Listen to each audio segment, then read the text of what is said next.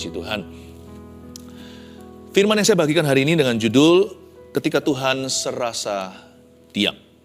Waktu Tuhan serasa diam, kita harus bagaimana? Dan kita buka terlebih dahulu firman ini dari Mazmur pasal 28. Kalau Anda belum subscribe ke channel ini, silakan supaya Anda tidak ketinggalan. Mazmur 28. Judulnya di Alkitab kita, Tuhan perisaiku. Tema saat teduh, waktu Tuhan serasa diam. Apakah ada di antara kita yang pernah merasa, kok Tuhan diam aja ya? Kok Tuhan tidak berbuat sesuatu? Pernah merasa seperti itu, doanya tidak kunjung terjawab? Bahkan tidak ada tanda-tanda titik terang? Kalau Tuhan serasa diam, bukan berarti Tuhan tidak berbuat apa-apa.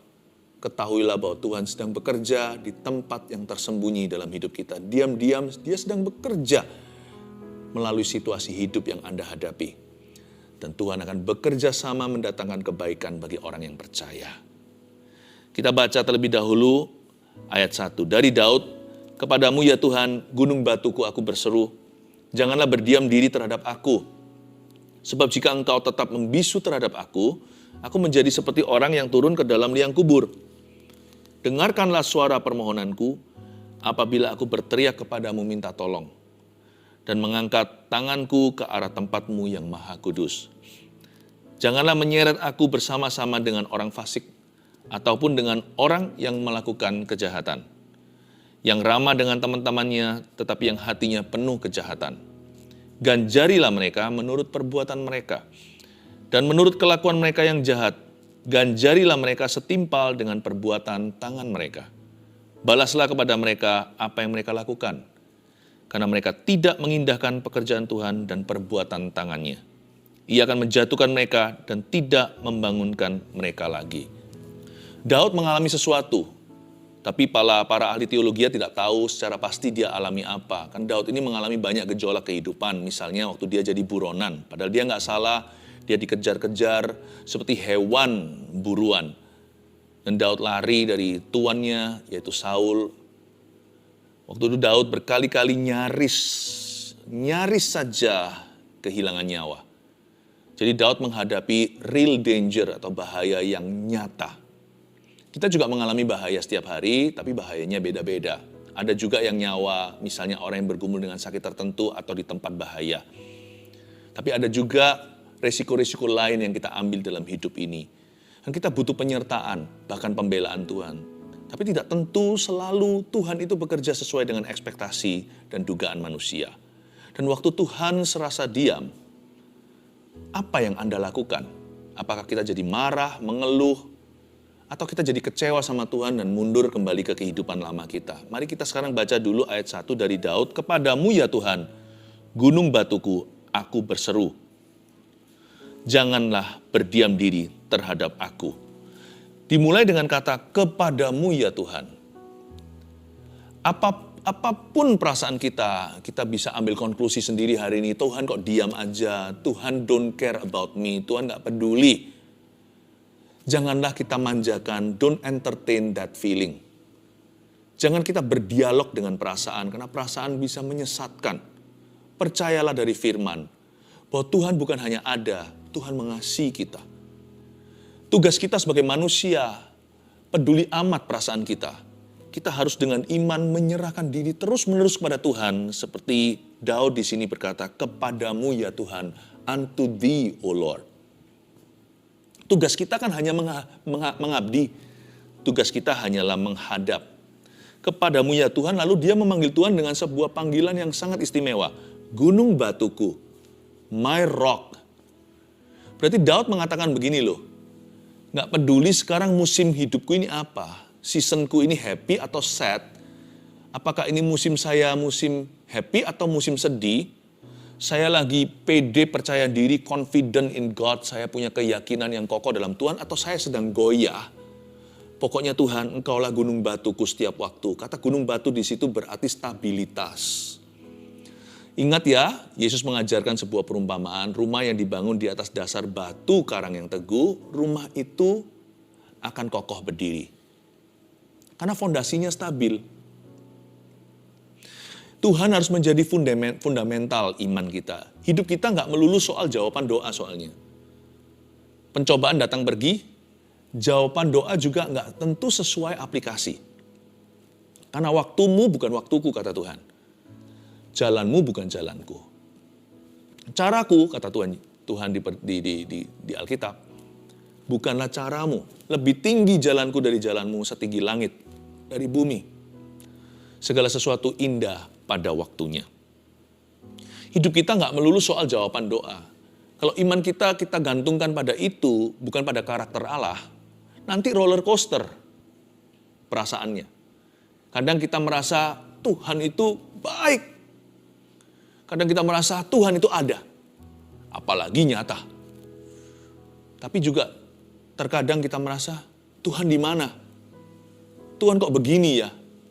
Kenapa aku berseru-seru kepada ruang hampa? Kenapa bahkan saya tidak melihat jawaban doa? Bahkan saya sekarang susah merasakan hadirat Allah. Mungkin some of you can relate, beberapa di antara Anda bisa merasakan ini hari ini.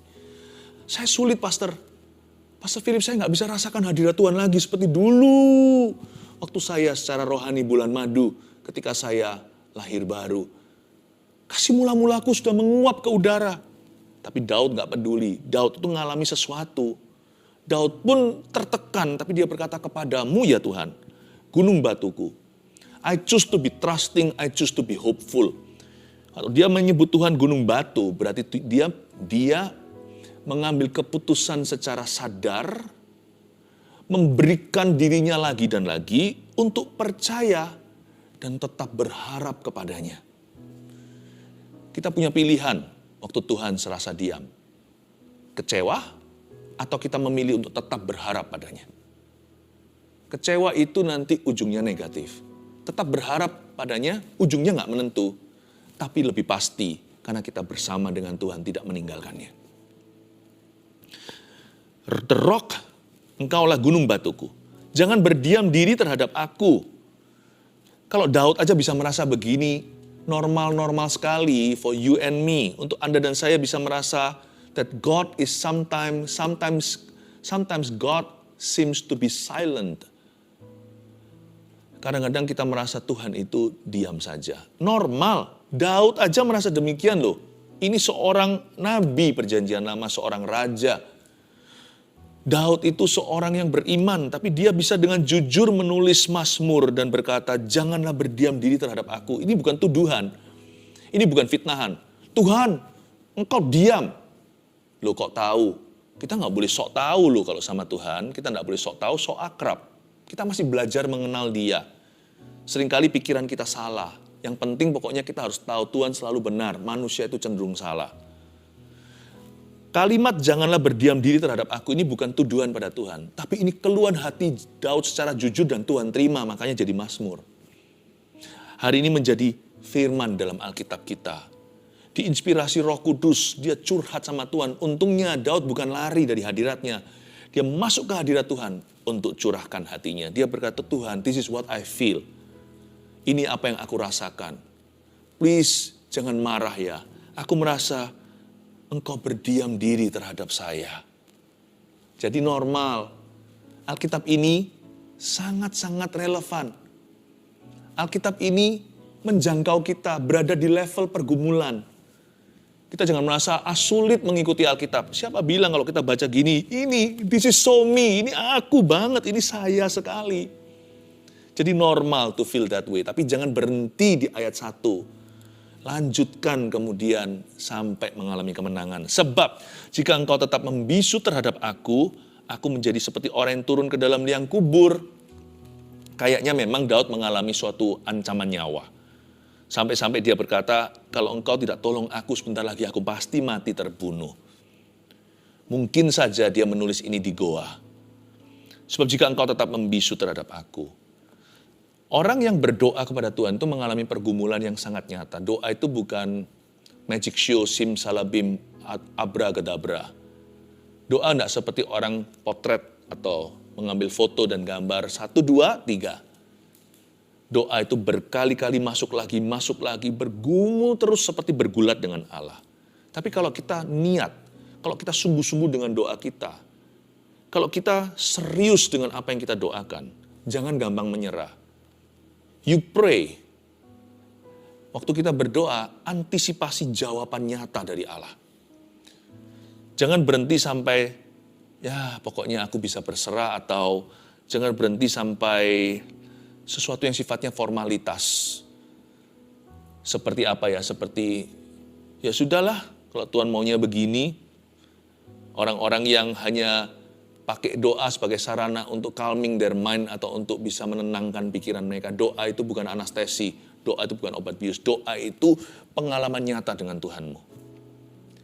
Jadi kalau doa, berdoalah sampai kita memperoleh jawabannya. Tapi tolong divaksinasi dulu hatinya, jangan mudah kecewa. Saya kalau minta sesuatu sama Tuhan, saya berdoa sungguhan sampai terjadi terobosan. Namun hati saya tidak akan pernah kecewa. Karena saya ingat diri sendiri, emangnya saya ini siapa bisa kecewa sama yang maha kuasa dan mulia. Kita ini loh orang-orang berdosa yang patut masuk neraka. Ditulis aja nama kita di kitab kehidupan aja sudah harusnya kita tuh berterima kasih dan bersyukur selamanya. Boleh kita tuh berdoa sampai sesuatu terjadi. Tapi jangan sampai kita itu membiarkan hati kita itu kecewa atau marah, apalagi marah sama Tuhan. Jangan. Daud berkata dengan baik, kalau Anda baca di kalimat ini, sekalipun terkesan dia memaksa sesuatu terjadi, tetapi spiritnya, rohnya baik. Dia doanya tidak menuntut Tuhan, lalu marah-marah, atau ancam-ancam sorga. Kalau Tuhan tidak jawab doa saya akan tinggalkan Tuhan. Kalau kita tinggalkan Tuhan, emangnya siapa yang rugi, Tuhan atau kita? Daud bicaranya ini sekalipun dengan determination, dengan tekad hati, namun dia juga mendoakannya dengan rendah hati. Alias dia tahu diri, mawas diri, Tuhan adalah Tuhan, dia adalah dia, manusia adalah manusia. Tuhan itu mulia, kita itu sampah. Tuhan itu majikan, kita itu hamba. Tuhan itu ilahi, kita ini debu tanah. Meskipun demikian, Daud gak basa-basi atau formalitas kalau doa. Kalau dia sembahyang, he really prays. Dia sungguh-sungguh doa hingga sesuatu terjadi. Sebab jika engkau tetap membisu terhadap aku, Tuhan, aku menjadi seperti orang yang turun ke dalam liang kubur. You've got to answer me. Ketuk pintu kan gak hanya sekali. Knock. Orang kalau ngetuk pintu kan berkali-kali. Knock, knock, knock. Gak buka. Mungkin tertidur kali. Atau mungkin kurang keras saya ngetuknya. Knock, knock, knock. Tok, tok, tok, tok, tok, tok. Tok, tok, tok, tok, tok, tok. Jangan cepat kecewa waktu baru tok, tok, tok. Daud itu masuk ke hadirat Allah lagi dan berkata, Tuhan masih diam, serasa diam. Tuhan kok masih diam saja. Gak apa-apa, terus tekun berdoa terus. Dear Yesus. Gak ngamuk, gak marah, gak kecewa, gak ngancam-ngancam, gak angkat kepalan tinjunya ke sorga dan berkata, Tuhan jahat. Dengan rendah hati dia berkata, Lord, if you do not answer me, kalau engkau tidak menjawab aku, niscaya pastilah aku akan seperti orang yang turun ke liang kubur. Maka hati Tuhan masyiku. Siapa bilang Tuhan jual mahal? Saya nggak tahu kenapa kadang-kadang doa itu dijawab langsung, kadang-kadang doa seolah-olah dijawab telat. I don't know why. Ada orang-orang yang mati di zaman Injil waktu Yesus masih melayani sebagai anak manusia di atas muka bumi, yaitu anak Allah yang hidup itu. Ada yang langsung dibangkitkan, ada yang Yesus datang 4 hari terlambat. Lazarus ya kan? I don't know, ada yang langsung, ada yang instan, ada yang progresif, ada yang seolah-olah di mata kita terlambat. Saya tidak tahu. Tetapi orang yang tekun mencari Tuhan akan menemukan. Gak ada orang yang meminta tidak mendapat, mencari tidak menemukan, mengetuk pintu tidak dibukakan. Tugas kita hanya satu, jangan kecewa dan tekun terus. Dan Daud ini sangat nyata. Dari sini kita tahu bahwa doa tidak dipakai sebagai sarana untuk feel good. Doanya dia itu sungguh-sungguhan ingin memperoleh jawaban. Boleh nggak? Boleh, asal jangan kecewa kalau belum dijawab Tuhan. Dan kalau jawabannya beda juga jangan kecewa. Ayat 2, dengarkanlah suara permohonanku apabila aku berteriak kepadamu minta tolong. Dan mengangkat tanganku ke arah tempatmu yang maha kudus. Lihat itu. Biasanya kita cenderung waktu kita merasa Tuhan diam saja kita marah. Daud enggak, Daud malah menghamba. Kok bisa? Kalau Anda lihat di ayat 2b, ini adalah postur doanya Daud. Dan mengangkat tanganku ke arah tempatmu yang maha kudus.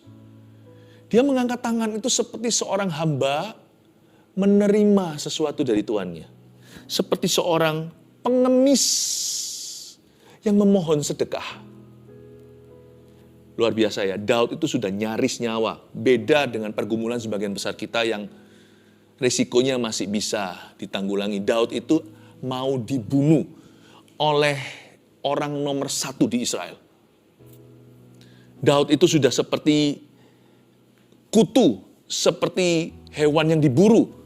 Ini aja dia merasa telat Tuhan menjawabnya. Kok tidak datang-datang jawaban? Mana miracle, mana mujizatnya? Itu pun tidak membuat dia jadi bitter, jadi pahit sama sorga. Tapi justru dia semakin merendah, semakin dia lembut hatinya, semakin merasa nggak layak.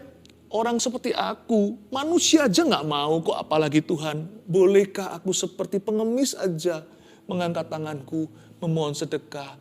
Sepeser aja Tuhan. Atau anjing pun dapat remah-remahnya. Please Jesus. Disinilah doa juga berfungsi seperti seorang pengemis yang menantikan belas kasihan dari seorang yang mulia dan kaya di atas sana. Seperti seorang anak kecil yang api-api hak. Apa itu api-api hak? Up, gini tangannya. Papa, gendong, papa. Seperti yang mengangkat tangannya seperti ini. Tapi sebagian kita kalau kita nggak dijawab-jawab, atau kita nggak melihat berkat Tuhan, apalagi mujizat, udah, kita jadi hakim, Tuhan jadi terdakwa. Ayo duduk sini, Tuhan digituin. Duduk di kursi tersangka. Lalu dituding-tuding, kita jadi jaksa penuntut, kong kali kong sama setan, karena setan adalah seorang pendakwa ya kan. Kali ini bareng sama kita jadikan aliansi untuk menuduh Yesus yang tidak-tidak. Oh Tuhan tuh begini, apalagi berani juga sama Bapak. Katanya Bapak baik, Bapak di sorga dan sebagainya. Kenapa engkau tidak peduli? Bla bla bla dan sebagainya. Mulai tuding-tuding Allah Tritunggal. Itu bukan caranya. Kalau Tuhan diam, itu bukanlah lisensi atau bukanlah izin untuk kita memarahinya. Karena kita bukan siapa-siapa. Kalau Tuhan diam, I don't know why. Again, saya tidak tahu kenapa ada jawaban doa yang kesannya datangnya telat. Saya tidak tahu, tapi Tuhan itu daulat. Tolong dicatat. Tuhan itu daulat. Dia itu raja.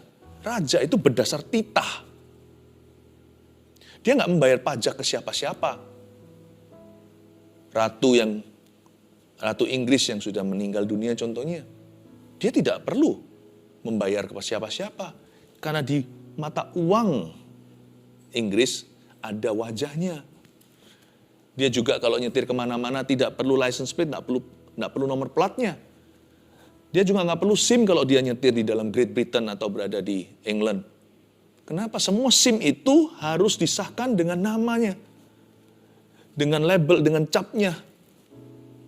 Dialah SIM itu. Dialah mata uang itu. Tuhan itu nggak perlu permisi sama kita kapan waktunya untuk menjawab doa dan bagaimana. Karena kita ini berhutang sama dia, kita ini dosa. Dia bahkan udah mati untuk kita, dia bangkit pada hari ketiga. Jadi belajarlah ambil postur Daud. Itu justru mempercepat, bukan memperlambat jawaban. Kalau sang raja belum menengok kepadamu, tahu dirilah, kita ini siapa, kita ini sampah. Tapi dengan cara Daud ini, hati Tuhan tertuju kepadanya. Dan aku angkat tanganku ke arah tempatmu yang kudus. Your Majesty, Baginda.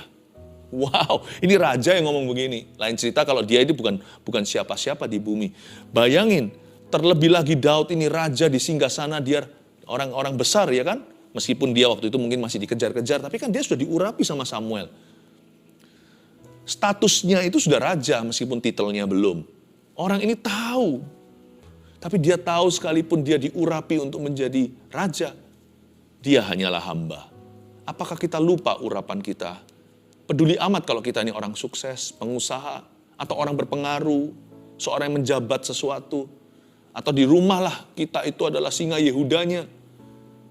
Janganlah pernah mengeraskan hatimu, karena sehebat-hebat manusia, di atas ada raja, di atas segala raja. Dan dia tidak harus menjawab doamu.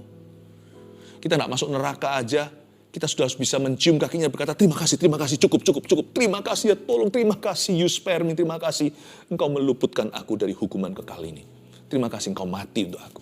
Dia tidak harus menjawab doa kita. Makanya kalau Tuhan serasa diam, yang mana kemungkinan besar Tuhan gak sungguhan diam sih. Karena manusia itu kan punya pikiran negatif. Waktu kita menghakimi situasi, kita tidak objektif.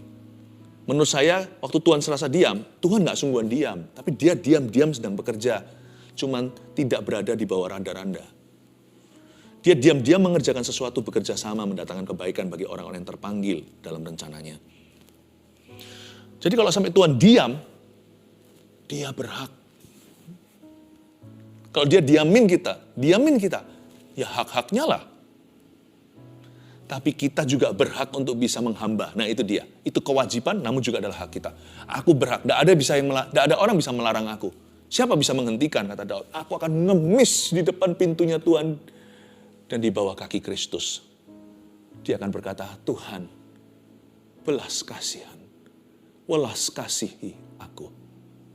Begitu. That's the attitude of prayer. Ayat 3. Janganlah menyeret aku bersama-sama dengan orang fasik, ataupun dengan orang yang melakukan kejahatan.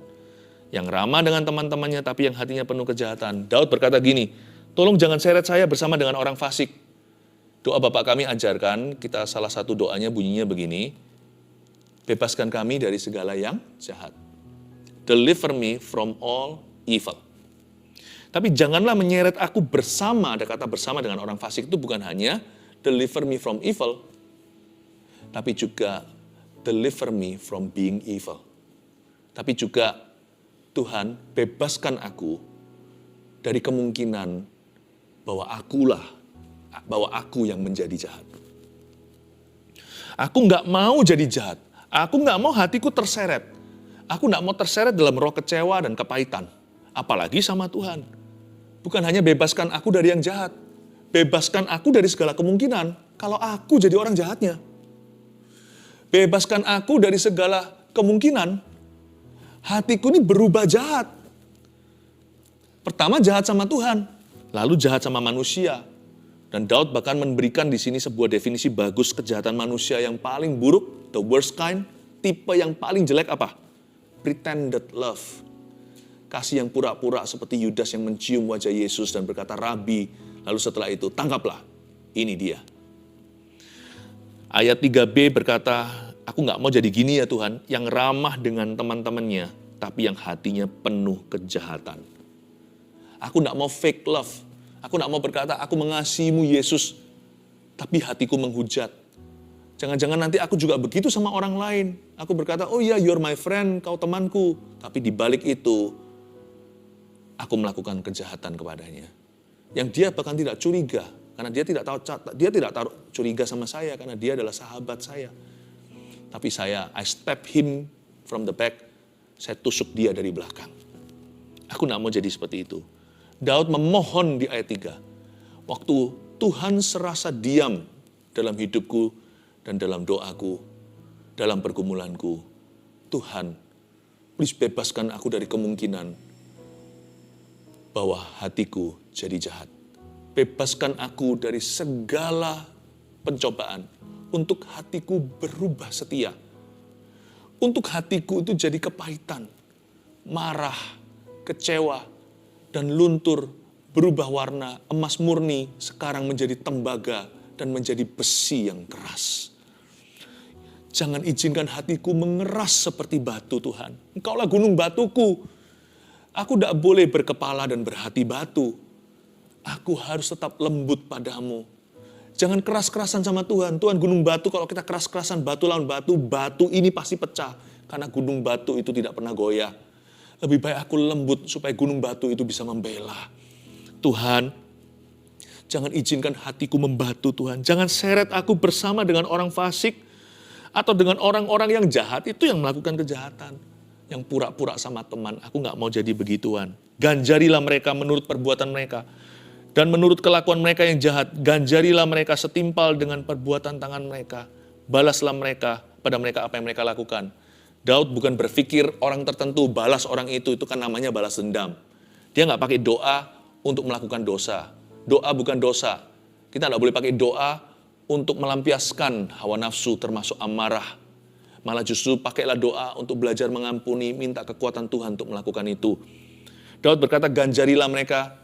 Begini maksudnya, sekalipun Tuhan nampak diam, di ujung itu ada pengadilan yang seadil-adilnya. Akan ada penghakiman di tempat maha tinggi. Kalau sekarang Tuhan diam, nggak bisa, seolah-olah seperti ketidakadilan yang aku alami, bagaimana orang memperlakukan saya secara nggak fair ini, seperti diabaikan, not really. Aku yakin dan tahu pasti, bahwa di ujung nanti akan ada keadilan dari Tuhan. Dia berkata bahwa silence-nya Tuhan does not equal ignorance. Diamnya Tuhan itu tidak sama dengan Tuhan cuek terhadap keadaan atau terhadap kesengsaraan dunia atau ketidakadilan. Kita tidak diabaikan. Cuma tidak semua dalam waktumu. Ayat 5, karena mereka tidak mengindahkan pekerjaan Tuhan dan perbuatan tangannya, ia akan menjatuhkan mereka dan tidak membangunkan mereka lagi. Daud bukan mensyukuri kejatuhan orang, Daud berkata, aku bersyukur kepadamu, sekalipun sekarang ini segala sesuatu serba frustrasi, namun imanku tetap setia. Aku tidak ada berada di dalam golongan orang-orang yang harus berhadapan dengan Tuhan dan bermusuhan. Terima kasih Tuhan. Aku berdoa ya Tuhan, keadilan-Mu akan dinyatakan tepat waktunya. Sekarang waktunya aku tetap setia, tetap taat pada perintah-Mu. 3 poin sederhana seperti biasa, Anda catat. Waktu Tuhan serasa diam, nomor 1, tetap berharap pada janjinya. Kalau Anda merasa Tuhan diam saja, ini tugasmu. Diam enggak itu urusan Tuhan. Anda dan saya hanya tetap berharap. 2, waktu Tuhan serasa diam, hati jangan terseret menjadi jahat. Kalau Tuhan tetap diam, tugas kita tetap setia. Hati kita jangan terseret menjadi jahat. Karena waktu-waktu seperti itu adalah waktu-waktu yang rawan bagi iman. Terakhir, waktu Tuhan serasa diam, terus lakukan saja kehendaknya. Kalau kita belum tahu kehendak yang baru, kita kan masih punya kehendak yang lama. Kehendak Tuhan itu tidak pernah berubah, firman-Nya dari dulu sama. Meskipun di depan itu belum ada jalan, tapi yang sekarang ini loh, kita harus meresponi Tuhan. Mengeluh atau bersyukur, kita langsung tahu kan kehendak Tuhan yang mana, yang bersyukur ya kan. Membenci atau mengampuni atau mengasihi. Kita tahu yang kehendak Tuhan mana, bukan membenci tapi yang mengampuni dan mengasihi. Jaga kekudusan atau kompromi, ya sudahlah begini, udah kembali ke alkohol, ke nikotin, atau ke pornografi, atau udahlah lampiaskan dengan kehidupan malam. Kita tahu, ini atau melayani, atau tetap hidup di dalam terang, bukan dalam kegelapan dan pesta pora. Kita hidup di dalam tanggung jawab kita setiap hari. Bahkan kita belajar melayani. Di masa susah hidup kita, tetap pelayanan. Mana kehendak Tuhan? Tahu langsung. Pilihlah Tuhan, bukan setan. Pilihlah kebenaran, bukan dosa dan kesalahan. Sekalipun kita sedang berada di hadapan sesuatu yang tidak menentu di depan. Kita bisa pegang dulu apa yang pasti. Yang tidak menentu itu kan di depan kita. Yang di tangan kita ini kan kepastian.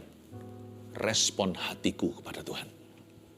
Tetap lakukan saja kehendaknya.